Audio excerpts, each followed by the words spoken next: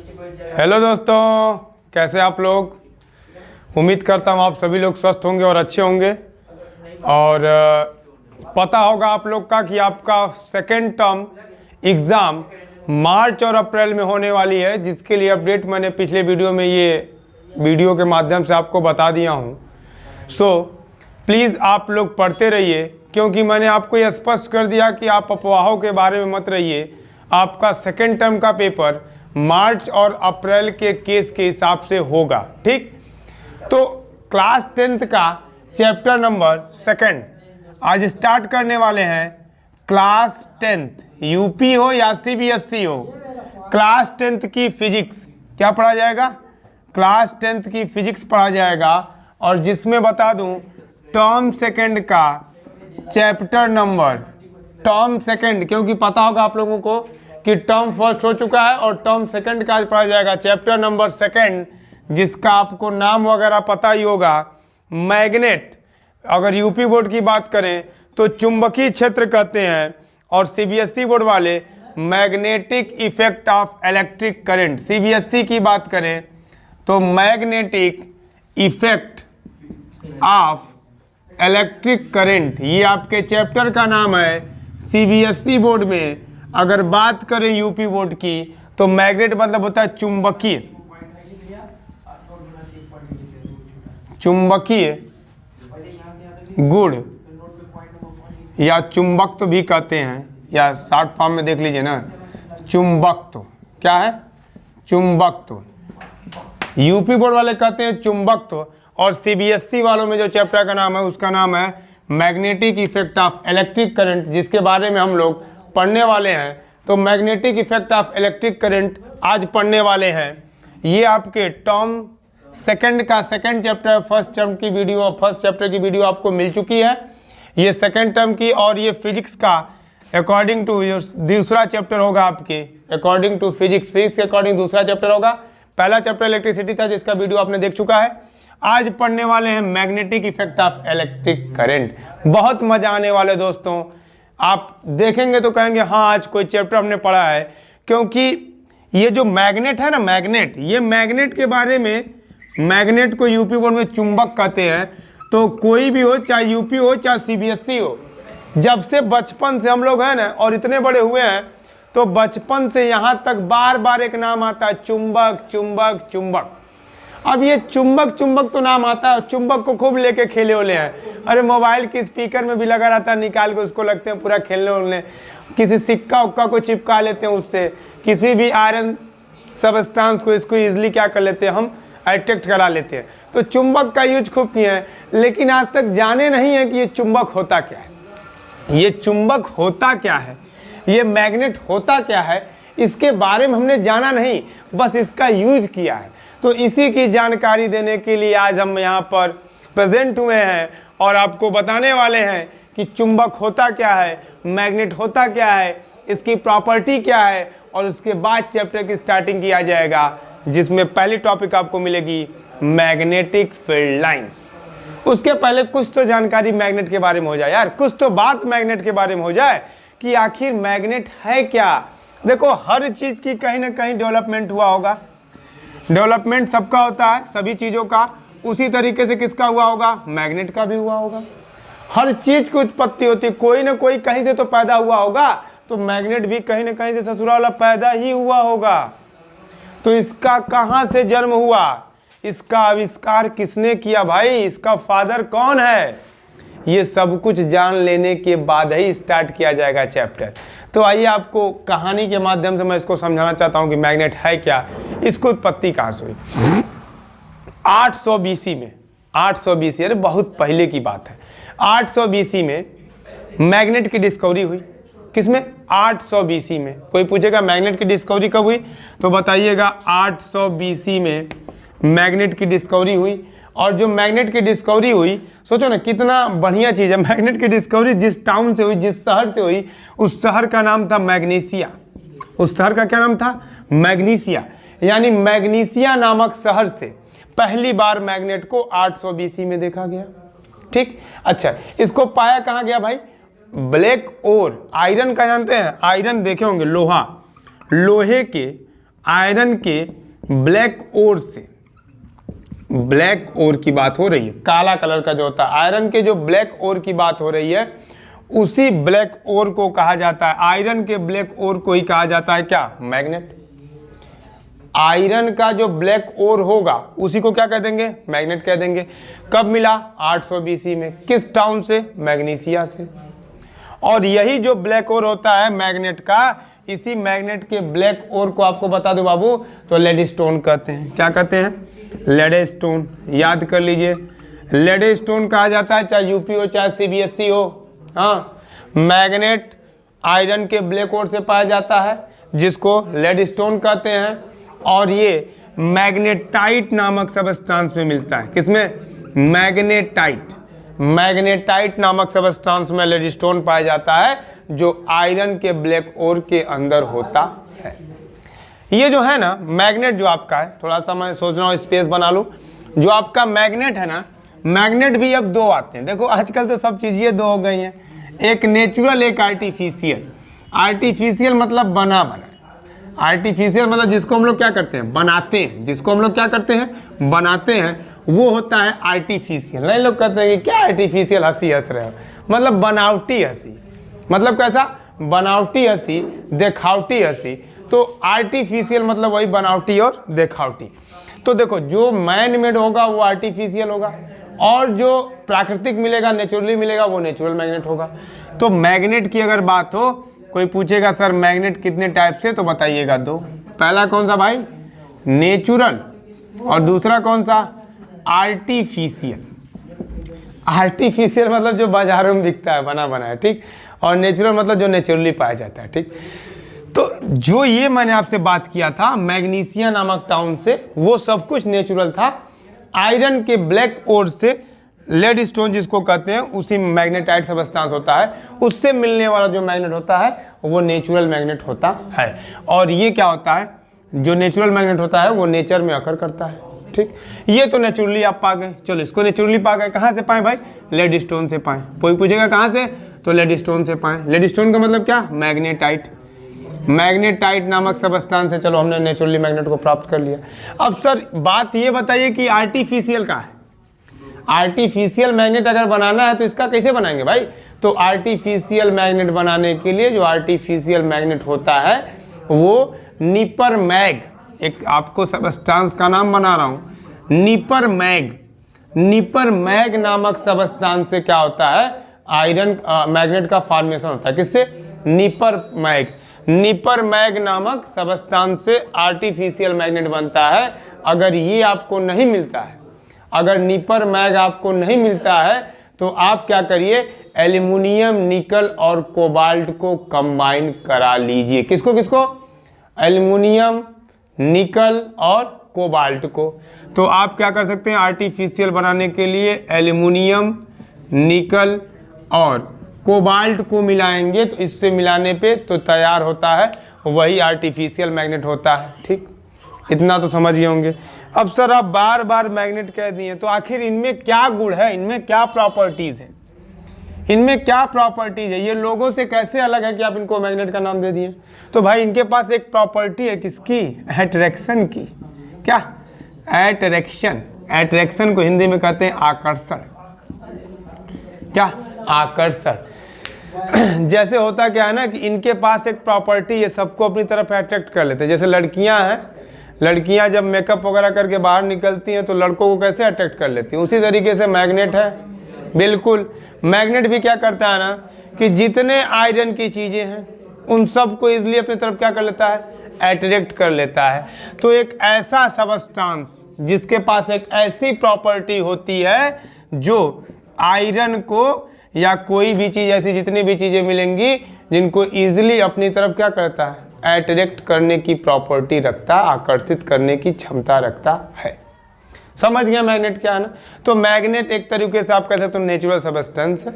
जैसे aluminium, iron, cobalt वगैरह पाए जाते हैं, उसी तरह मैग्नेट पाया जाता है। कहाँ से मिला पहली बार सॉरी, मैग्नीसिया से मिला। आयरन के ब्लैक ओर से मिला, जिसे लेडस्टोन कहते हैं, मैग्नेटाइट भी कहते हैं। ये नेचुरली मैग्नेट होता है। आर्टिफिशियल बनाने के लिए आप नीपर मैग सबस्टेंस से बना सकते हैं, या फिर आप एल्यूमिनियम, निकल और कोबाल्ट को ज्वाइन करके बना सकते हैं। ठीक सर, आपने इतना तो मैग्नेट के बारे में बता दिया। अब मैग्नेट का थोड़ा चित्र उत्र बना के दिखाइए कि ये मैग्नेट वग्नेट का फिगर कैसे होता है। आपने कह तो दिया ये आकर्षण करता है, अट्रैक्शन करता है, तो क्या रिपल्सन नहीं करता है? क्या करता है? रिपल्सन भी करता है भाई। मैग्नेट के अंदर तो यही प्रॉपर्टी है, लेकिन मैग्नेट किसी और सबस्टेंस को रिपल नहीं करता है, ये खुद आपस में रिपल करते हैं। बाकी सभी ऑब्जेक्टों को अपनी तरफ क्या करता है? अट्रैक्ट कर लेता है। जैसे देखो ना, बताया ना, लड़की लड़के को अट्रैक्ट करेगी, लेकिन लड़की लड़की में अट्रैक्शन कम होता है जब क्या मिलेगा? अलग अलग पोल मिलेंगे तब। एक सुंदर एक और एक बदसूरत होगी तो अट्रैक्शन होगा, लेकिन दो सुंदर एक साथ नहीं रह सकती। जैसे आपको एग्जांपल लेके बताता हूँ, ये आपका बना दिया मैंने मैग्नेट। मैग्नेट में हमेशा दो पोल होता है, इस बात को भी याद रख लीजिएगा खूब अच्छे और ढंग तरीके से। ये नॉर्थ और ये साउथ। सर मैग्नेट क्या होता है? तो मैग्नेट क्या होता है? एक नेचुरल सबस्टेंस होता है, ठीक, जो कहाँ पाया जाता है? नेचर में पाया जाता है, लेडस्टोन नामक। और आर्टिफिशियल कैसे? एल्यूमिनियम, निकाल, कोबाल्ट को बनाने के। तो मैग्नेट में सर कितने पोल? अरे दो पोल। कौन कौन से? नॉर्थ और साउथ। एन मतलब होता है नॉर्थ पोल। अगर बात करें किसकी? यूपी बोर्ड की, तो इसको कहते हैं उत्तरी ध्रुव। कौन सा? उत्तरी ध्रुव कहते हैं। और साउथ मतलब क्या होता है? दक्षिणी ध्रुव। कौन सा? दक्षिणी ध्रुव। समझ गए?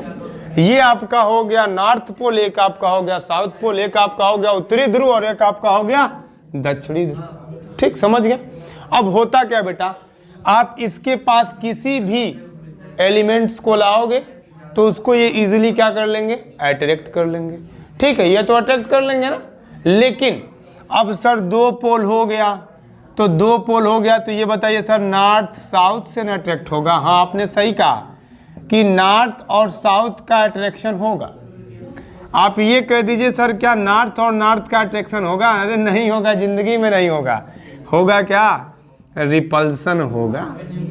आप कहेंगे सर साउथ साउथ का क्या होगा? अरे साउथ साउथ का क्या होगा? रिपल्सन होगा भाई। मैंने आपसे अभी बताया कि मान लो ये नॉर्थ पोल क्या है? ब्यूटीफुल गर्ल है। क्या है? ब्यूटीफुल गर्ल है, मतलब सुंदर लड़की है। और ये सुंदर लड़की क्या है भाई? सभी लड़कों को अपनी तरफ अट्रैक्ट कर लेती, जैसे सभी एलिमेंट हो गए। और ये आपका क्या हो गया? चुंबक हो गई। कौन? Beautiful girl. अब जो ब्यूटीफुल गर्ल होगी वो मान लो ये गर्ल्स के पास ना, गर्ल्स के पास दो पोल, एक ब्यूटीफुल और एक कैसी? थोड़ी सी डल। तो ब्यूटीफुल वाली डल के साथ तो अट्रैक्ट होगी, लेकिन ब्यूटीफुल वाली ब्यूटीफुल के साथ हमेशा रिपल्सन में रहेगी। एक सुंदर लड़की दूसरे सुंदर लड़की के साथ हमेशा रिपल्सन में रहती है। हमेशा 36 का आंकड़ा ससुर में चलता है। और दो बदसूरत भी आपस में साथ नहीं रह सकते। तो जब सेम पोल हुआ, पोल कैसा हुआ? सेम। ये सेम पोल की बात हो रही है। जब पोल सेम हुआ तो आपने देखा क्या हुआ? रिपल्सन हुआ। और जब पोल आपके क्या हुए? अनलाइक हुए। कैसे हो गए? अनलाइक, यानी सेम नहीं हुए। जब पोल आपके लाइक हो जाएंगे तो समझ लेना सर क्या होने वाला है? रिपल्सन होने वाला है। जब पोल आपके सेम नहीं होंगे, अनसेम होंगे, अनलाइक होंगे, तब क्या होने वाला है भाई? अट्रैक्शन होने वाला है। तो चुंबक के कितने पोल? मैग्नेट के कितने पोल बाबू? दो पोल। कौन कौन से बाबू? नॉर्थ और south. North pole south pole से क्या होगा? अट्रैक्ट होगा। नॉर्थ नॉर्थ के साथ क्या होगा? रिपल्स करेगा। साउथ साउथ के साथ क्या करेगा? रिपल्स करेगा। यहाँ तक कोई दिक्कत तो होगी नहीं। अब आते हैं, बात करते हैं मैग्नेटिक फील्ड लाइंस की। ये तो मैग्नेट हो गया। ये क्या था भाई? मैग्नेट था। अब मैग्नेट से लाइंस निकलती हैं, जिनको क्या कहेंगे? Magnetic field line. जैसे पढ़े होंगे इलेक्ट्रिक फील्ड लाइंस। इलेक्ट्रिक से क्या निकलती है? लाइनें निकलती हैं, जिनको कहते हो इलेक्ट्रिक फील्ड लाइंस। उसी तरीके मैग्नेट से क्या निकलेंगी? लाइंस निकलेंगी, जिनको क्या कहोगे? Magnetic field line. अब ध्यान से समझो, आपको एग्जाम्पल के माध्यम से फिर मैं बताना चाहता हूँ बाबू कि होगा क्या। एक पॉजिटिव अगर एक निगेटिव होगा, एक पॉजिटिव और एक कैसा? निगेटिव। ध्यान से देखिएगा, यहाँ पे एक मैंने ले लिया निगेटिव और यहाँ पे एक ले लिया पॉजिटिव, तो हमेशा फील्ड लाइन पॉजिटिव से निकलती थी निगेटिव की तरफ। आपको ये पता होगा, पॉजिटिव वाला निकालता था किधर? निगेटिव की तरफ। इसमें समझ जाइएगा नॉर्थ वाला निकलेगा हमेशा कहाँ? साउथ की तरफ। नॉर्थ क्या करता है? फील्ड लाइंस को निकालता है, नॉर्थ क्या करेगा, फील्ड लाइंस को निकालेगा। बिल्कुल याद रख के रहेगा कंसेप्ट को, नॉर्थ से निकलेगी और इंटर कहाँ करेगी बाबू, साउथ से। ये मैंने नॉर्थ से निकाला और कहाँ ला दिया, आपको दिख रहा होगा, नॉर्थ से निकाला कहाँ ला दिया, साउथ से।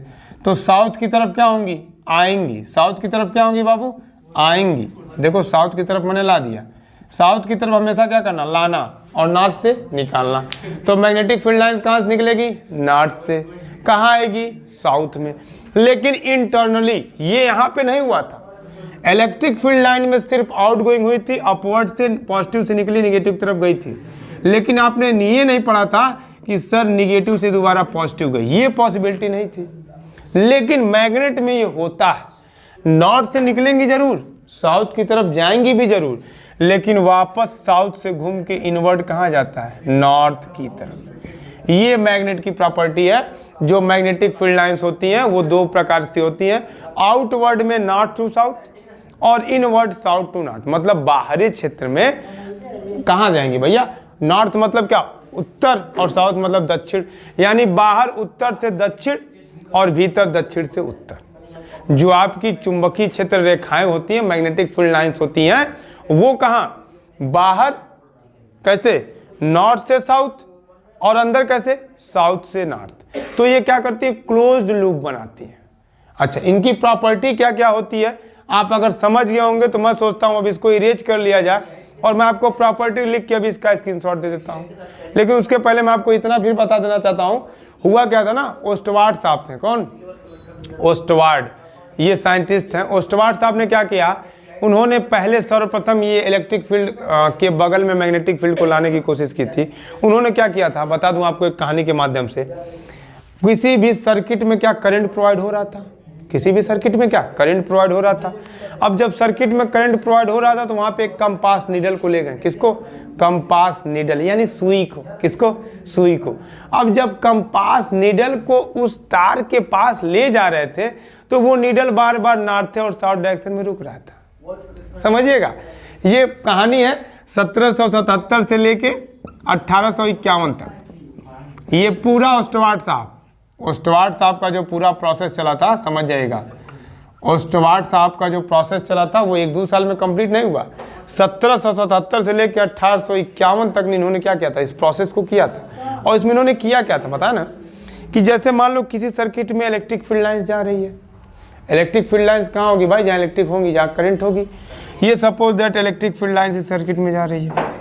अब उन्होंने क्या किया, इस वायर के करीब जब देखा कि इलेक्ट्रिक फील्ड लाइनें गुजर रही हैं ऐसे, इसके पास एक नीडल को ले गए। अब जब नीडल को ले जा रहे हैं तो नीडल बार बार नॉर्थ और साउथ डायरेक्शन में रुक जा रहा है। किस भी डायरेक्शन में ले जाएं लेकिन हमेशा वो घूम के नॉर्थ साउथ में रुक जा रहा है। अब उनके दिमाग में ये बात आई कि ये बार बार जो नॉर्थ साउथ यानी उत्तरी दक्षिणी जो आने की क्रम चल रहा है, तो उत्तर दक्षिण आखिर काम किसका भैया। तो अब समझ में आई, ससुरा चुंबक था, यानी मैग्नेट। क्या था, मैग्नेट। वो क्या किए, बार बार इलेक्ट्रिक फील्ड के पास, इलेक्ट्रिक सर्किट के पास नीडल को ले जा रहे थे। नीडल बार बार रुक के क्या हो रहा था, बार बार घूम के नॉर्थ और साउथ डायरेक्शन में रुक जा रहा था। अब जब बार बार रुक जाता, 10-12 बार एक्सपेरिमेंट किए तो बाद में वो सोचने लगे कि ससुरा काहे हमेशा उसी डायरेक्शन में रुक रहा है। तब समझ में आया, बस करो, ये इलेक्ट्रिक करंट के चारों तरफ इलेक्ट्रिक फील्ड तो बन ही रही है, उसके साथ साथ मैग्नेटिक फील्ड भी बन रही है, जिसके थ्रू मैग्नेटिक प्रॉपर्टी आने की वजह से वो बार बार नीडल नॉर्थ और साउथ डायरेक्शन में क्या कर रहे हैं, रुक जा रहे हैं। तो स्टुअर्ट साहब का एक्सपेरिमेंट समझ में आ गया ना। जब आप किसी भी इलेक्ट्रिकल सर्किट के पास कंपास नीडल को ले जाएंगे तो नीडल बार बार नॉर्थ और साउथ यानी उत्तरी दक्षिणी ध्रुव में रुक जाएंगे। जिस क्रिया से ये पता चलता है कि इलेक्ट्रिक सर्किट के चारों तरफ इलेक्ट्रिक फील्ड के साथ साथ मैग्नेटिक फील्ड बनती है, उसके पास एक मैग्नेटिक प्रॉपर्टी यानी चुंबकीय गुण होता है, जिसके थ्रू नीडल क्या हो रही है, नॉर्थ साउथ डायरेक्शन में रुक रही है। इतना समझ में आया। ये पूरा आपका मैंने चुंबक बता दिया। और एक बात ये भी बता दूं कि आप जितना पोल के करीब होंगे मैग्नेटिक फील्ड इंटेंसिटी उतना ज़्यादा होगी। आप भाई दूर जाएंगे तो कितना दूर से खींचेगा ससुरा, जितना पास रहेंगे। अब ये चीज़ है, ये चुंबक है को खींचना है, अब एक लेके भेज दियो किलोमीटर दूर है तो कहीं खींच पाएगा? अरे पास लाओगे तो खींचबा करेगा। यानी चुंबक के जितना पास होगे मैग्नेटिक फील्ड इंटेंसिटी उतनी ज्यादा होगी, चुंबक से जितना दूर जाओगे मैग्नेटिक फील्ड इंटेंसिटी उतना कम होगी। बुझ में आ रहा है ना? हाँ। अब उसके बाद बात इन्होंने ये भी बताया था कि जो मैग्नेटिक कंपास होता है, मैग्नेटिक कंपास नीडल, जिस कंपास नीडल की बात कर रहे थे, वो हमेशा जियोग्राफिक नॉर्थ डायरेक्शन में ही रुकता है। इस बात को भी समझ जाइएगा, वो हमेशा जियोग्राफिक नॉर्थ डायरेक्शन में ही रुकेगा। मीन्स जब भी आप नीडल को लाएंगे तो इसी तरीके से होगा, south to north, south to north. Needle हमेशा, अब नॉर्थ टू साउथ मत ले जाना, जब भी आप नीडल को ले जाओगे तो needle south to north, south to north. ये बस इतना बता रहा था कि भैया ये north south, south to north हमेशा आ रहा है, मतलब इलेक्ट्रिक सर्किट के पास कौन सी प्रॉपर्टी होगी? मैग्नेटिक प्रॉपर्टी है। और जिस प्रॉपर्टी के थ्रू इलेक्ट्रिक फील्ड के चारों तरफ इलेक्ट्रिक फील्ड के साथ साथ मैग्नेटिक फील्ड भी बनता है। फिलहाल आपको, मुझे लगता है कि मैग्नेटिक फील्ड और उसकी फील्ड लाइनें समझ में आ गई होंगी। इसको मैं इरेज करने के बाद नेक्स्ट टॉपिक आपको अभी समझ स्टार्ट करते हैं। अगली टॉपिक, जो हमारी अगली टॉपिक है, मैं आपको बताऊं, आपने जान गया है, हम लोग ये जान चुके थे कि मैग्नेटिक फील्ड क्या होता है, कैसे मूव करता है। मैग्नेटिक फील्ड लाइन नॉर्थ से निकलती है, साउथ की तरफ जाती है, इंटरनली साउथ से निकलती है, नॉर्थ की तरफ जाती है। ठीक, इतना सब जानने के बाद मैंने आपको बताया था दो मैग्नेटिक फील्ड लाइन एक दूसरे को इंटरसेक्ट नहीं करती हैं। क्यों नहीं करती हैं? क्योंकि एक ही पॉइंट पे दो डायरेक्शन होगी जो इम्पॉसिबल होगी। अच्छा, इसके आगे मैंने बताया था कि आप जब नॉर्थ और साउथ ये पोल के जितने करीब होंगे मैग्नेटिक फील्ड उतनी ज़्यादा होगी, और जितना आप दूर होंगे मैग्नेटिक फील्ड की इंटेंसिटी उतनी कम होगी। अब आगे हमको पढ़ना है अर्थ की मैग्नेटिक फील्ड। किसकी पढ़नी है? अर्थ की मैग्नेटिक फील्ड। मैं यहाँ पे लिख भी दे रहा हूँ, अर्थ की magnetic field, earth magnetic field. ठीक, MF मीन्स मैग्नेटिक फील्ड। उसके पहले मैं सोच रहा हूँ कि आपको बता दूँ, राइट हैंड थंब रूल, एक रूल होता है जिसको हम लोग राइट हैंड थंब रूल कहते हैं। ये रूल क्या, जरा ध्यान समझिएगा। थंब मतलब अंगूठा, तो अंगूठे का रूल, वो भी दाहिने हाथ का, राइट का। ये आप अंगूठा ले लीजिए, अंगूठा को हमेशा करंट की डायरेक्शन में रखिएगा। ध्यान से देखिए, ये अंगूठा जो आपका थंब है is always in the direction of current, current की डायरेक्शन में होगा। और आप अपने हैंड को ऐसे लाइएगा, ये जैसे मान लीजिए वायर है, वायर में करंट कहाँ, ऊपर की तरफ जा रही है, तो अंगूठा कहाँ जाएगा, ऊपर। तो जो आपकी ये 4 फिंगर क्लोज हो रही है ना, ध्यान समझिएगा, जो आपकी ये बची हुई 4 फिंगर क्लोज हो रही है, this is the direction of magnetic field. यानी मैग्नेटिक फील्ड की डायरेक्शन ये है। अगर सपोज दैट आपकी जो ये करंट है, कैरिंग करंट, इसकी करंट की डायरेक्शन इधर हो, तो अंगूठे को इधर लाइए, तो आपका हाथ कहाँ से आ रहा है, ऊपर से नीचे की तरफ, तो ये हो गई मैग्नेटिक फील्ड की डायरेक्शन। जिधर भी जाएगा नीचे की तरफ होगा तो ये हो गई। मीन्स जिधर करंट होगी उधर अंगूठा ले जाइएगा और बाकी अपने 4 फिंगर को ऐसे मोड़िएगा, जो आपकी 4 फिंगर की डायरेक्शन होगी, this implies the direction of magnetic field. इतना जानने के बाद आइए तुरंत आते हैं अर्थ की मैग्नेटिक फील्ड के बारे में। मैंने आपको फिगर बना के रखा है, आइए ध्यान से फिगर को समझा जाता है एकदम इजी वे में। अर्थ भी एक तरीके से मैग्नेट है जिसमें 2 पोल हैं, नॉर्थ और साउथ। नॉर्थ और साउथ 2 पोल है भाई, और ये साउथ है तो इसको बोलेंगे मैग्नेटिक साउथ, और ये नॉर्थ है तो इसको बोल दिया मैंने मैग्नेटिक नॉर्थ। ध्यान से समझिएगा, this pole is magnetic north and this pole is magnetic south, क्योंकि ये यहाँ नहीं है, ये ऐसे। अच्छा, इसके बीचों बीच जो लाइन जाती है एसएसटी में आप पढ़ोगे, इसको जियोग्राफिकल इक्वेटर कहते हैं। क्या कहते हैं? जियोग्राफिकल इक्वेटर के नाम से जानते होंगे, गोलार्ध। ये पढ़े होंगे आप कहाँ, एसएसटी में। और ये जो ऐसे गई है, ये मैग्नेटिक इक्वेटर है, मैग्नेटिक लाइन को कट करने वाली मैग्नेटिक इक्वेटर, और बीचों बीच गई ये क्या है, जियोग्राफिक इक्वेटर। ये समझ में आ रहा होगा आपका। अब एक चीज़ और समझिएगा, मैंने आपको पहले ही बता दिया कि जो भी मैग्नेटिक फील्ड होगी, मैग्नेटिक फील्ड अगर नीडल भी, कंपास नीडल भी सोल्व करे तो always direction N to S. Magnetic field की डायरेक्शन हमेशा कहाँ से कहाँ होगी, नॉर्थ टू साउथ ही होगी, इतना याद करिएगा। तो ये नॉर्थ हुआ, तो यहाँ से जो फील्ड लाइन निकलेगी वो कहाँ जाएगी, साउथ की तरफ। देखिए मूव किए, नॉर्थ से निकली कहाँ, ये साउथ की तरफ। नॉर्थ से निकलेगी साउथ पे आएगी। अच्छा, नॉर्थ से निकल पे साउथ पे आ रही है, तो इसलिए इन लाइनों को बोलेंगे जियोग्राफिकल साउथ, क्योंकि साउथ की तरफ जा रही है। और ये कहाँ से आ रही है भाई, नॉर्थ से आ रही है ना, तो यहाँ पे नॉर्थ होगा। और कहाँ जा रही है, साउथ में। जब यहाँ पे नॉर्थ है तो this is called geographical north. ये जियोग्राफिकल नॉर्थ हो गया, ये आपका जियोग्राफिकल साउथ हो गया, ये आपका जियोग्राफिकल इक्वेटर हो गया, ये आपका मैग्नेटिक इक्वेटर हो गया। ये यन था यानी मैग्नेटिक नॉर्थ हो गया, ये यस था तो ये क्या हो गया, मैग्नेटिक साउथ। यहाँ तक कोई दिक्कत नहीं ना होगी। तो अर्थ भी एक मैग्नेट है क्योंकि इसमें दो पोल होते हैं, कौन कौन से, नॉर्थ और साउथ। अब कुछ चीज़ें हैं बीचों बीच पास करती है, जियोग्राफिकल इक्वेटर कहते हैं, जो इसको काट करके बीच से क्रॉस करते हैं एकदम मैग्नेट से, तो मैग्नेटिक इक्वेटर कहते हैं। ये जो निकला तो इसको मैं बता दिया, आप चाहेंगे तो इसको लिख लेंगे।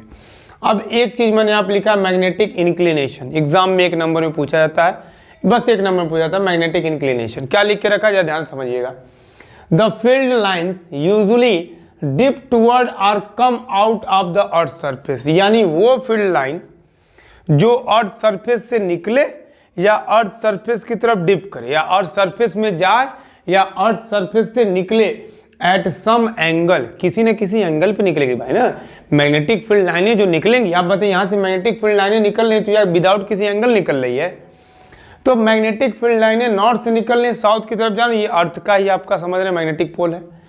तो नॉर्थ से निकलने के लिए जो एंगल हुआ या साउथ से इंटर करने का जो एंगल हुआ, this angle is called magnetic inclination. इसी एंगल को मैग्नेटिक इंक्लिनेशन के नाम से जाना जाता है, जिस एंगल से आपके अर्थ से कोई भी मैग्नेटिक फील्ड लाइन निकलती है या उसमें डीप होगी, वो जितने एंगल से डीप होगी या जितने एंगल से निकलेगी, this angle called magnetic inclination. ठीक, दूसरी पॉइंट मैंने लिख रखा है, when line passes through an angle of deep 0 degree, जब कोई लाइन 0 डिग्री पर पास करे, जिसका एंगल ऑफ डीप कितना हो, 0, डीप मतलब जाने वाला। तो जब एंगल ऑफ डीप आपका कितना हो, 0 डिग्री, तो उसे कहते हैं मैग्नेटिक इक्वेटर। मैग्नेटिक इक्वेटर मतलब यहाँ पे जो एंगल ऑफ डीप होगा कितना डिग्री होगा भाई, 0 डिग्री। कितना, 0 degree. At which place where the angle of dip is 0 degree, then this place और this line is called magnetic equator. Understand.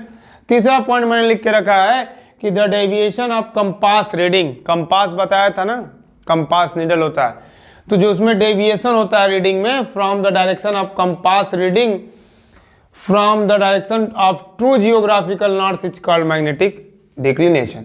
यानी जो आपका जियोग्राफिकल नॉर्थ है, जियोग्राफिकल नॉर्थ आपको दिख रहा होगा कहाँ, एकदम साफ साफ आपको यहाँ पे बना के दिखाया गया जियोग्राफिकल नॉर्थ। तो जियोग्राफिकल नॉर्थ से जो कंपास के रीडिंग का डायरेक्शन जिधर झुका होगा वही कहलाएगा मैग्नेटिक डिक्लिनेशन। यानी जियोग्राफिकल नॉर्थ, ये आपका जियोग्राफिकल नॉर्थ है, ये जो नॉर्थ वाली लाइन आई है, यहाँ से जो आपका साफ से clear direction, true direction of, मतलब जियोग्राफिकल नॉर्थ की जो ट्रू डायरेक्शन होगी, वहाँ से जो कंपास रीडिंग की डायरेक्शन होगी वही कहलाएगा मैग्नेटिक डिक्लिनेशन। मीन्स अगर ट्रू में जियोग्राफिकल नॉर्थ आपको यहाँ पे दिखा रहा है, ये ट्रू का जियोग्राफिकल नॉर्थ मैंने बता दिया भाई, और आपका यहाँ पे कंपास नीडल बता रहा है, तो ये जो झुकाव है ना, झुकाव, this is called magnetic declination. इतना समझ में आ गया। ये पूरा आपकी अर्थ मैग्नेटिक फील्ड है, इसको ध्यान से आप समझ लीजिए। यही आपसे क्वेश्चन 1-2 क्वेश्चन पूछा जाएगा, जिसको मैंने आपको लिख के रख रखा है। यही तीनों डिफिनेशन पूछी जा सकती है। हाँ, एक चीज और जानिएगा, जो मैग्नेटिक फील्ड है उसको दिखाते किससे हैं, तो यहाँ पे लिख दे रहा हूँ, आप मैग्नेटिक फील्ड को बी से दिखाते हैं। Magnetic field is denoted by B. Magnetic field को कोई पूछेगा किससे दिखाते हैं तो बता दीजिएगा किससे, बी से।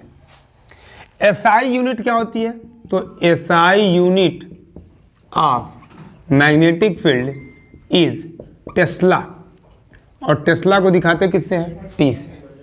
ठीक, तो मैग्नेटिक फील्ड की जो एसआई यूनिट होगी वो टेस्ला होगी, दिखाएंगे किससे, टी से। और ये किससे डिनोटेड किया जाता है, बी से। इतना समझ में आ रहा होगा। ये किसी न किसी चीज पे डिपेंड करता है। तो आपको यहाँ पे मैं लिख के बता रहा हूँ, magnetic field is directly proportional to I, current पे, और magnetic field is inversely proportional to r. दो चीज समझ गए होंगे। Magnetic field is directly proportional to I और magnetic field is inversely proportional to r. इन्हीं दोनों को मिलाएंगे तो आपको बन जाएगा B is directly proportional to I upon r. Means आपकी जो मैग्नेटिक फील्ड है वो दो बातों पे निर्भर करेगी। एक आपके किस पे, इलेक्ट्रिक फील्ड आई पे, हाँ electric current, sorry electric current I पर, और दूसरा क्या आर पर, डिस्टेंस पर, कितना दूरी पर है। भाई पोल से कितना दूर आप गए हो, पोल से मैं बताया था, पोल से अगर आप पास हो तो आपका क्या होगा, मैग्नेटिक फील्ड इंटेंसिटी ज़्यादा होगी। पोल से दूर जाओगे तो मैग्नेटिक फील्ड इंटेंसिटी क्या होगी, कम होगी। तो जो आपका मैग्नेटिक फील्ड है वो दो बातों पे डिपेंड करेगा, first is current and second is r. R की इन्वर्सली आर जितना दूर होगा मैग्नेटिक फील्ड उतना कम होगा, और आर जितना कम होगा मैग्नेटिक फील्ड उतना ज़्यादा होगा। मैं बताया जितना पोल के करीब हो गए यार इंटेंसिटी उतनी ज़्यादा, और जितना पोल से दूर हो गए इंटेंसिटी उतनी कम, सेम वही चीज़। करंट के डायरेक्टली करंट बढ़ाओ मैग्नेटिक फील्ड बढ़ेगा, और ससुरा करंट घट गया तो मैग्नेटिक फील्ड भी घट गया ना, क्योंकि करंट जब किसी भी सर्किट में करंट पास करते हो तो उसके चारों तरफ क्या बनती है, इलेक्ट्रिक फील्ड, उसके साथ ही साथ बनती है मैग्नेटिक फील्ड। तो भाई अगर आप करंट कम प्रोवाइड करोगे तो इलेक्ट्रिक फील्ड भी कम बनेगी, और साथ ही साथ मैग्नेटिक फील्ड भी कम बनेगी। जब आप करंट को हाईली पास करोगे तो भाई जायज़ सी बात है ना यार, करंट ज़्यादा हो गया तो इलेक्ट्रिक फील्ड भी ज़्यादा होगी, तो मैग्नेटिक फील्ड भी ज़्यादा होगी। तो दो ही बातों पे डिपेंड की, एक किस पे, आई पर, और एक आर पर। इसके लिए ना एक कांस्टेंट आता है जिसको रिमूव करते हैं तो म्यू नॉट अपॉन 2 पाई करके कांस्टेंट आता है, तो बी बराबर फॉर्मूला बनता है mu naught upon 2 pi I upon r. ये आपके सिलेबस में नहीं है लेकिन जानते रहिएगा, मैग्नेटिक फील्ड बी बराबर mu naught upon 2 pi I upon r, where the value of mu naught upon 2 pi is equal to 2 into 10 to the power -7। समझ में आ रही बात? इतना आप नोट कर लीजिए। अर्थ की मैग्नेटिक फील्ड इससे ज़्यादा नहीं है। इसके बाद तुरंत स्टार्ट करते हैं अगली टॉपिक, इतना नोट करके आप रखिए।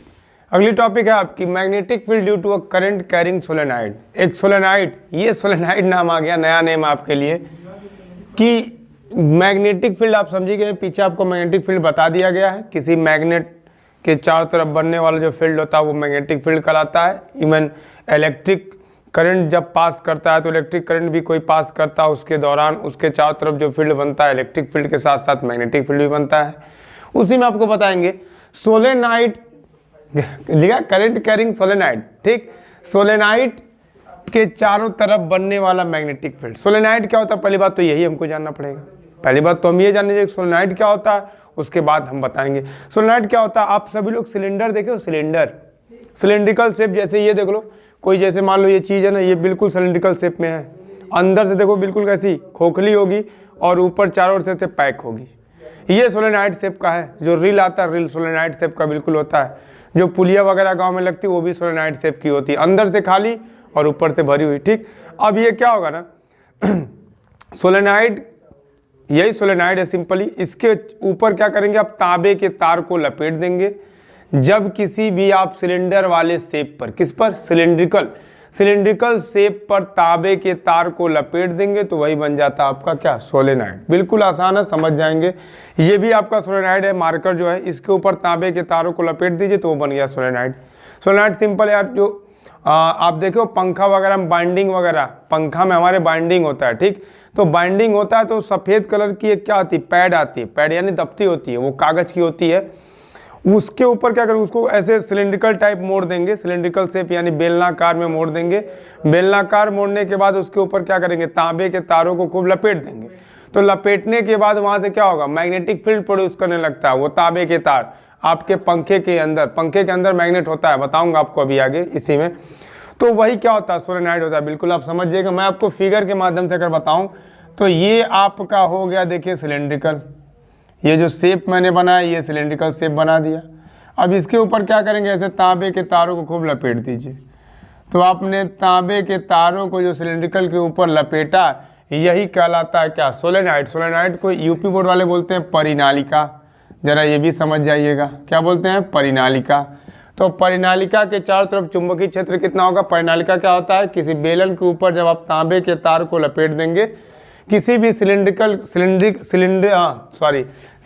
शेप के ऊपर सिलेंड्रिकल पैड ले लीजिए, उसके ऊपर तांबे के तार को खूब लपेट देंगे तो वही बन जाती है आपकी क्या, सोलेनाइड। अब जब तांबे के तार को लपेट दिए हैं, अब इसमें इलेक्ट्रिक करंट प्रोवाइड करेंगे तो इसके चारों तरफ जो बनता है फील्ड वही कहलाता है magnetic field due to current carrying solenoid.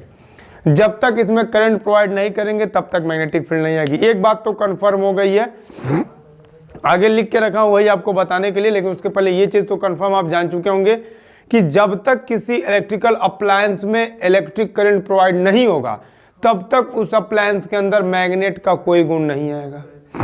Clear है? तो सोलेनाइड भी जो है ना, सोलेनाइड क्या सिंपल एक शेप है। किसका शेप था भैया? सिलेंडर यानी बेलन के ऊपर तांबे के तार को लपेट दीजिए तो उससे जो बना ये आकार है वही परिनालिका यानी सोलेनाइड कहलाता है। और इसमें से जो इसके चारों तरफ फील्ड बनती है वही कहलाती है magnetic field due to solenoid. इतनी बात में अगर समझ में आ गई हो तो आगे मैंने हेडिंग लिख रखा है इलेक्ट्रोमैग्नेट और परमानेंट मैग्नेट में डिफरेंस। तो परमानेंट मैग्नेट और इलेक्ट्रोमैग्नेट होता क्या, पहले आप तो ये बता दो। परमानेंट मैग्नेट जो चुंबक आप लोग खेलते हो जिसमें दो पोल होता है, ब्लैक कलर का आपके घर में होता है, यहाँ पे एन हो गया, यहाँ पे एस हो गया, नॉर्थ और साउथ पोल। जिस चुंबक को हाथ में लेके हम लोग खेलते हैं जिससे सिक्के वगैरह को या लोहे वगैरह को चिपकाया जाता है वो परमानेंट मैग्नेट होता है। उनके अंदर मैग्नेट का गुण हमेशा होता है, यानी ऐसा चुंबक, ऐसा मैग्नेट जिसके अंदर चुंबक का जो गुण कंटिन्यू उसके अंदर पड़ा रहे, 24 आवर्स आप कह सकते हो, लाइफ टाइम के लिए। तो वो नेचुरल जो मैग्नेट्स आते हैं उनके अंदर क्या होता है ना, कंटिन्यूटी रहती है कि वो चुंबक का गुण कभी खत्म नहीं होगा, वो कंटिन्यू उसके अंदर चुंबक का गुण होगा। सुबह शाम रात चाहे लाइन रहे चाहे ना रहे, चाहे उजाला रहे चाहे अंधेरा रहे, उससे कोई फर्क नहीं पड़ता है।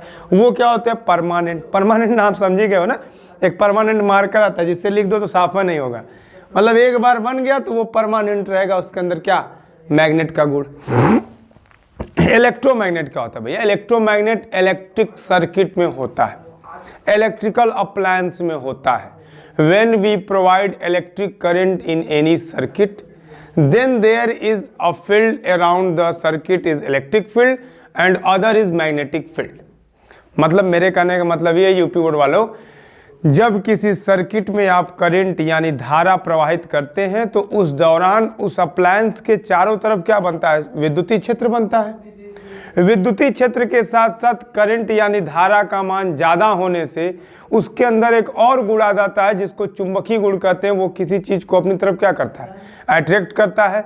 उस दौरान उसके अंदर जो भी आप जिसको बोलते हैं नेल्स वगैरह, नेल्स वगैरह करने का मतलब है आयरन के नेल्स ले लो, यानी खीले ले लो, काटी जिसको कहते हो। आप खीलों को क्या करेंगे ना, ले जाएंगे, खीलों के अंदर अगर करंट तेजी से प्रोवाइड कर देंगे ना तो उसके दो पोल बन जाते हैं, नॉर्थ और साउथ। उस खील के अंदर यानी जो आयरन नेल्स था जिसको कांटी वगैरह आप लोग कहते हो, उसके अंदर भी क्या था? चुंबक का गुण आ जाता है, वो भी पूरी तरीके से मैग्नेटाइज हो जाता है, वही इलेक्ट्रोमैग्नेट कहलाते हैं। यानी जब किसी भी अप्लायंस के अंदर इलेक्ट्रिक करंट प्रोवाइड करने के दौरान मैग्नेट की प्रॉपर्टी है तो वो इलेक्ट्रोमैग्नेट। अरे इलेक्ट्रो मतलब इलेक्ट्रिक यार, विद्युत। तो जब धारा प्रवाहित करने से किसी सर्किट के अंदर मैग्नेट की प्रॉपर्टी आ जाए तो वो इलेक्ट्रोमैग्नेट होते हैं। और ये तो परमानेंट होते हैं भैया, इनके अंदर धारा प्रवाहित करने और ना प्रवाहित करने से कोई मतलब नहीं है, इनके अंदर तो हमेशा प्रॉपर्टी होगी मैग्नेट की। इनके पास हमेशा प्रॉपर्टी उनके पास नहीं होती। अंतर क्या भैया? It exhibits stronger magnetic field. जाहिर सी बात है भाई, जितना करंट बढ़ाओगे उतना मैग्नेटिक फील्ड स्ट्रांग होगी। It exhibit low magnetic field. जाहिर सी बात है, परमानेंट है, धीरे धीरे क्या होंगे? खत्म हो जाएंगे। आपको भी पता है जो चीज़ें कितनी साल तक को याद रहेगी, धीरे धीरे उसके क्या होगी? पावर कम होगा ना। और इसमें पावर क्यों नहीं कम होता है? ये इलेक्ट्रिक करंट से चलता है। करंट आएगा तो मैग्नेट की प्रॉपर्टी शो करेगी, करंट नहीं आएगा तो मैग्नेट की प्रॉपर्टी नहीं शो करेगी। तो जब तक करंट है तब तक ही तो शो करेगी। तो ये करंट क्या ने शो करता है, इसलिए इसकी मैग्नेटिक फील्ड स्ट्रॉन्गर होती है, इसकी क्या होती है? लेस होती है। The polarity of electromagnet can be reverse. Polarity भी चेंज हो सकती है यार, नॉर्थ वाला साउथ भी हो सकता है, साउथ वाला नॉर्थ भी हो सकता है। यानी उत्तरी ध्रुव दक्षिणी ध्रुव हो सकता है और दक्षिणी ध्रुव क्या उत्तरी ध्रुव हो सकता है। लेकिन इसमें थोड़े ना होगा यार, नॉर्थ को ये कहो कि साउथ बना दो परमानेंट मैग्नेट में, तो दिस इज इम्पॉसिबल, ऐसा नहीं हो सकता। अगर किसी मैग्नेट में ये वाला नॉर्थ है, ये वाला साउथ है परमानेंट मैग्नेट में, तो ये आजीवन जब तक वो मैग्नेट रहेगा तब तक के लिए ये नॉर्थ और ये साउथ रहेगा, ये बदल नहीं सकता। लेकिन अगर यही इलेक्ट्रोमैग्नेट होगा, करंट इधर से प्रोवाइड कराओगे तो ये NS और करंट इधर से प्रोवाइड कर दे तो ये NS, वो तो इजीली चेंज हो सकता है यार, करंट की डायरेक्शन पे डिपेंड करता है। It can be demagnetise by stopping current. अभी तो बताया करंट आएगी या तो मैग्नेट की प्रॉपर्टी शो करेगा, करंट नहीं आएगी तो मैग्नेट की प्रॉपर्टी नहीं शो करेगा। ये डीमैग्नेटाइज नहीं हो सकता, बता ही दिया, इसके अंदर तो प्रॉपर्ली वो गुण पड़ा रहता है। The strength of the electromagnet can be change by the number of turns. अरे यार सिंपल है, जो स्ट्रेंथ होगी इलेक्ट्रोमैग्नेटिक पे वो इस बात पे डिपेंड करेगी कि आपकी करंट हाई है या लो है। अगर करंट हाई होगी तो इसका 100% इलेक्ट्रोमैग्नेटिक स्ट्रेंथ ज़्यादा होगी। अगर करंट कम आएगी यानी नंबर ऑफ टर्म्स जो उसके ऊपर आप लपेटे हैं, बताया ना आप, क्या होगा सोलेनॉइड के ऊपर क्या करिए, तांबे के तार को खूब लपेट दीजिए, यानी बेलन के ऊपर तांबे के तार को लपेट, जितना ज़्यादा लपेटेंगे इलेक्ट्रोमैग्नेटिक प्रॉपर्टी उतनी ज़्यादा होगी, और तांबे के फेरे जितने कम होंगे, नंबर ऑफ टर्न जितने कॉपर्स के कम होंगे, उतनी इसकी क्या भैया इलेक्ट्रोमैग्नेटिक स्ट्रेंथ कम होगी। तो ज़्यादा लपेटोगे तो स्ट्रेंथ ज़्यादा होगी, कम लपेटोगे तो स्ट्रेंथ कम होगी। इसमें ऐसी कोई बात नहीं है, इसमें नो चेंज है यार, कोई चेंज नहीं हो सकता परमानेंट में। परमानेंट जैसा है भैया वैसे ही रहेगा, उसमें कोई छेड़छाड़ नहीं कर सकते। लेकिन जो बदलता है, काले वाले तो नीला बना सकते हो, कैसे ये काला मार कर इसमें नीला इंक डाल दो नीला चलने लगेगा, या रेड इंक डाल दो तो रेड चलने लगेगा। अगर इसकी जो इलेक्ट्रोमैग्नेटिक स्ट्रेंथ है कम है तो क्या करो, या तो नंबर ऑफ टर्न्स बढ़ा दो या इलेक्ट्रिक करंट की स्ट्रेंथ बढ़ा दो, देखो ऑलरेडी बढ़ जाएगा। इलेक्ट्रोमैग्नेट और आप परमानेंट में अंतर समझ गए होंगे मेरे हिसाब से कम्प्लीटली। कुछ नहीं है, ये पूरी तरीके से इलेक्ट्रिक करंट पे डिपेंड करता है और ये इलेक्ट्रिक करंट से कोई मतलब नहीं रख सकता। तो जिसके अंदर मैग्नेट की प्रॉपर्टी करंट के थ्रू आती है उन्हीं को इलेक्ट्रोमैग्नेट कहते हैं, और जिनके पास हमेशा मैग्नेट की प्रॉपर्टी होती है, नेचुरल मैग्नेट और आर्टिफिशियल मैग्नेट की बात किया था, वो जो होते हैं वो परमानेंट मैग्नेट होते हैं, जो मैग्नीशिया नामक टाउन से पाए गए थे। वो सभी क्या होंगे, परमानेंट, और जिसके अंदर करंट प्रोवाइड करने से मैग्नेट की प्रॉपर्टी आती है उनको आप इलेक्ट्रोमैग्नेट कह सकते हो। अब जैसे मैं आपको एक चीज़ बताऊं, इसी पे एक चीज़ आपको बता दूं, हमारी जो नर्व है, नर्व नसें में खून पास करता है, नसों में खून दौड़ता है। मैंने बताया था नसों के अंदर इलेक्ट्रॉन होता है। आपको करंट काहे मारती है, हमको और आपको करंट क्यों मारेगी भाई, जब हमारे अंदर ब्लड रहेगा तब। ब्लड के अंदर क्या होते हैं, इलेक्ट्रॉन होते हैं, वो मूव करते रहते हैं, उससे क्या बनती है, करंट बनती है। तो ये बताओ, जहाँ करंट हो गई वहीं क्या हो गया, मैग्नेट की प्रॉपर्टी तो आ गई। हमारे अंदर भी इलेक्ट्रोमैग्नेट है, जितनी तेज़ी से करंट प्रोवाइड करेगी हम उतना तेज़ी से इलेक्ट्रोमैग्नेटिक हो जाएंगे। और ये जैसे MRI देखे होंगे, MRI होती है, नस उसकी MRI होती है, जिसको जो MRI होता है उसको शायद मैग्नेटिक रेजोनेंस इमेजिंग बोलते हैं, मैग्नेटिक रेजोनेंस इमेजिंग लिख दे रहा हूँ, मैग्नेटिक रेजोनेंस इमेजिंग, ये फुल फॉर्म है MRI का। ये हमारे छोटे से छोटे पार्टों को क्या करता है, ओपन करके दिखा सकता है। MRI, CT स्कैन सुनेंगे, CT स्कैन से भी अंदर जाती है MRI। तो MRI किस पे डिपेंड करती है यार, इलेक्ट्रोमैग्नेट की प्रॉपर्टी पे डिपेंड करती है। MRI तभी होगा जब हमारे अंदर ब्लड का सर्कुलेशन होता रहेगा, ठीक, उस दौरान होता रहेगा। तो मैग्नेट, देखो इसका नाम क्या है, मैग्नेटिक रेजोनेंस इमेजिंग, हमारे बॉडी का होता है MRI। तो इसके अंदर भी कौन सा गुण है भाई, मैग्नेटिक प्रॉपर्टी शो करती है, वो भी कौन सी, इलेक्ट्रोमैग्नेट। जब तक करंट रहेगा तब तक शो करेगी, करंट नहीं रहेगा तो शो नहीं करेगी। तो ये सब चीज़ें मैंने आपको बता दिया, परमानेंट और इलेक्ट्रोमैग्नेट में क्या डिफरेंस था, इसको आप इजीली समझ गए होंगे। हाँ, इसको अगर समझ गए होंगे तो इसको मैं इसलिए ले रखा हूँ ताकि आप इसका स्क्रीनशॉट वगैरह ले सकें। इसका स्क्रीनशॉट लीजिए, तुरंत मैं आगे आपको बताता हूँ। चलिए आइए देखते हैं, अगली टॉपिक है force acting on a current carrying conductor placed in magnetic field. किसी मैग्नेटिक फील्ड में किसी कंडक्टर यानी चुंबकीय क्षेत्र में किसी चालक को जब रखते हैं तो उस पर कितना फोर्स यानी कितना बल का अनुभव होता है वही आपको बताना है। समझ रहे हैं ना, ये हेडिंग क्या है, चुंबकीय क्षेत्र में यानी मैग्नेटिक फील्ड में जब किसी भी कंडक्टर को, जिसके अंदर क्या हो, करंट हो, जिसके अंदर क्या हो, धारा हो, एक ऐसा चालक जिसके अंतर्गत धारा हो, उसे जब चुंबकीय क्षेत्र में रखेंगे तो उस पर कितना फोर्स लगेगा वही फोर्स आपको बताना है। तो उसके पहले मैं आपको दो चीज़ें बताऊं, जो उसमें लगने वाला फोर्स है वो दो बातों पर डिपेंड करेगा, दोनों मैंने लिखा है। पहला क्या लिखा है, it depend on the direction of current, current की डायरेक्शन पे वो डिपेंड करेगा भाई, करंट किस डायरेक्शन में है। मैंने आपको पीछे बताया था, करंट जिस डायरेक्शन में होगी उधर अपने ऐसे 4 फिंगर को लाइएगा, वो बता देगा आपका क्या मैग्नेटिक फील्ड की डायरेक्शन किधर से आ रही है, तो उस पर डिपेंड करेगा। दूसरा, direction of external magnetic field, जिस मैग्नेटिक फील्ड के अंतर्गत आप उस कंडक्टर को रखेंगे, उस कंडक्टर की एक्सटर्नल मैग्नेटिक फील्ड, उस कंडक्टर को जिसमें आप रखेंगे उसमें जिसमें आप पुट करेंगे उसकी मैग्नेटिक फील्ड पे डिपेंड करेगा। तो जो फोर्स है वो किन किन बातों पे डिपेंड किया भाई, करंट पर डिपेंड किया मीन्स I पर, उसके साथ ही साथ डिपेंड किया किस पे, मैग्नेटिक फील्ड पर। और कंडक्टर है तो कंडक्टर की कुछ ना कुछ लेंथ होगी कि नहीं होगी। तो अगर देखा जाए तो it also depend on the length, ये लेंथ पर भी डिपेंड करेगा 100%। और डिपेंड का मतलब directly proportional, F is directly proportional to I, F is directly proportional to B, और F is directly proportional to l sine theta. उनके बीच बने हुए एंगल के साइन वैल्यू पर भी डिपेंड करता है।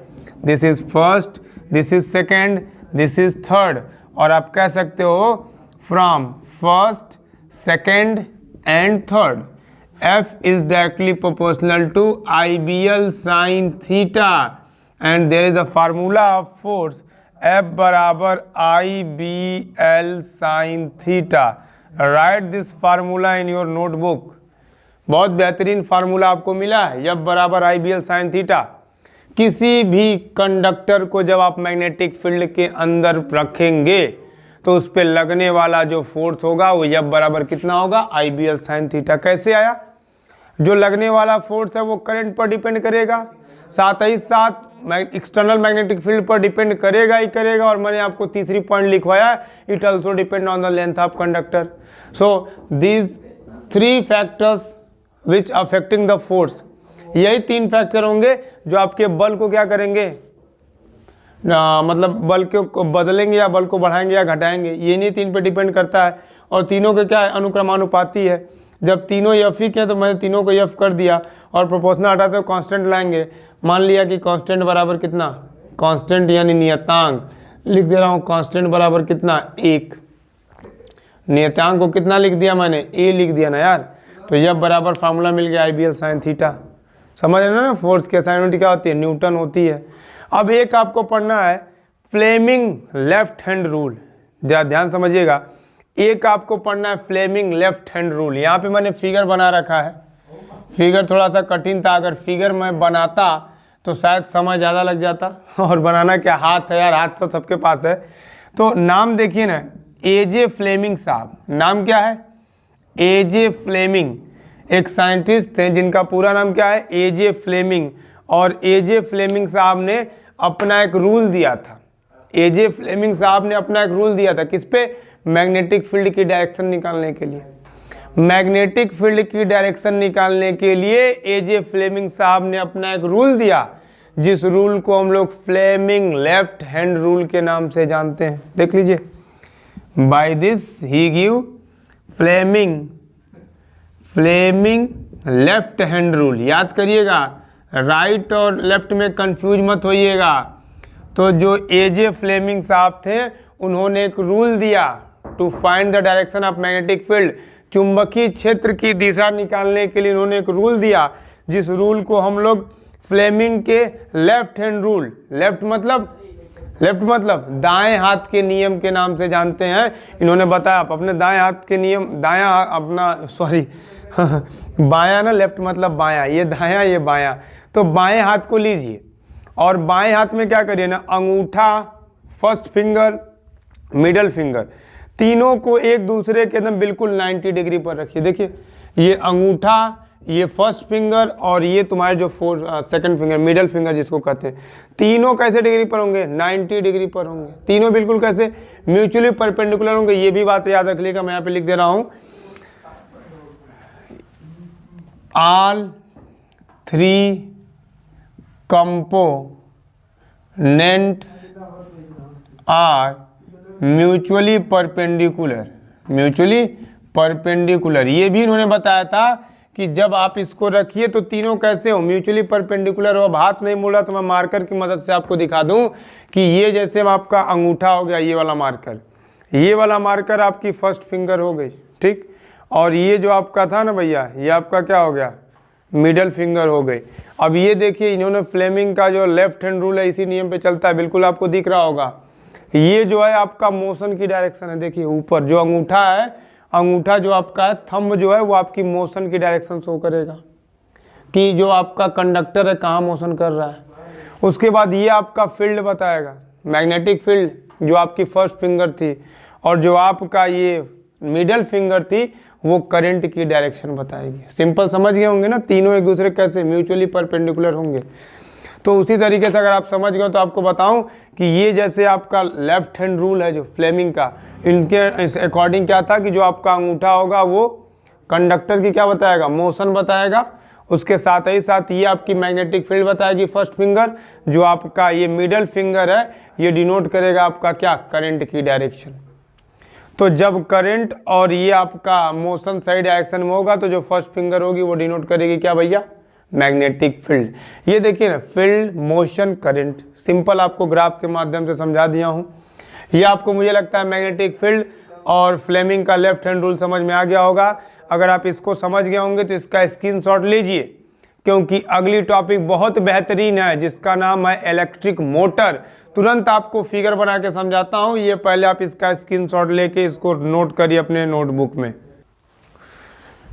आपको एक छोटी सी और टॉपिक बता दें, जो न्यू पैटर्न है न्यू सिलेबस में, तो देखिए मोटर, जनरेटर और इंडक्शन कट चुका है। फिर भी मैं आपको इंडक्शन थोड़ा सा बता सकता हूं कि इलेक्ट्रोमैग्नेटिक इंडक्शन क्या है, जरा ध्यान समझ लीजिएगा। इलेक्ट्रोमैग्नेटिक इंडक्शन, इलेक्ट्रोमैग्नेटिक इंडक्शन की बात करें तो इलेक्ट्रोमैग्नेटिक इंडक्शन का तो बस 1 मिनट सुनिएगा, आपको क्लियर हो जाएगा। होता क्या है, जब किसी भी सर्किट में आप इलेक्ट्रिक फ्लक्स को चेंज, अब देखिए फ्लक्स की बात है, फ्लक्स तो आप जानते नहीं कि उसको छोड़िए। जब किसी भी सर्किट में आप मैग्नेट फील्ड लाइंस को चेंज करिए, मैग्नेटिक फील्ड लाइन तो पीछे पढ़ा चुका था ना, मैग्नेट से जो लाइनें निकलती वही मैग्नेटिक फील्ड लाइनें होती हैं।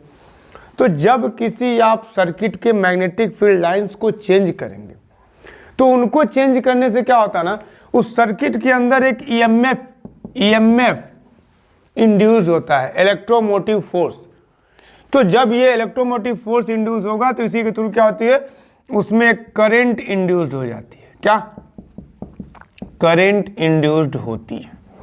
तो वही प्रोसेस कहलाता है इलेक्ट्रोमैग्नेटिक इंडक्शन। जब किसी सर्किट में मैग्नेटिक फील्ड लाइंस को चेंज करने से उसमें एक करंट इंड्यूस हो जाता है, उसी को कहते हैं इलेक्ट्रोमैग्नेटिक इंडक्शन। और इस करंट को इलेक्ट्रोमैग्नेटिक इंड्यूस्ड करंट कहते हैं, इलेक्ट्रोमैग्नेटिक इंड्यूस्ड करंट या सिर्फ इंड्यूस्ड करंट भी कह सकते हैं।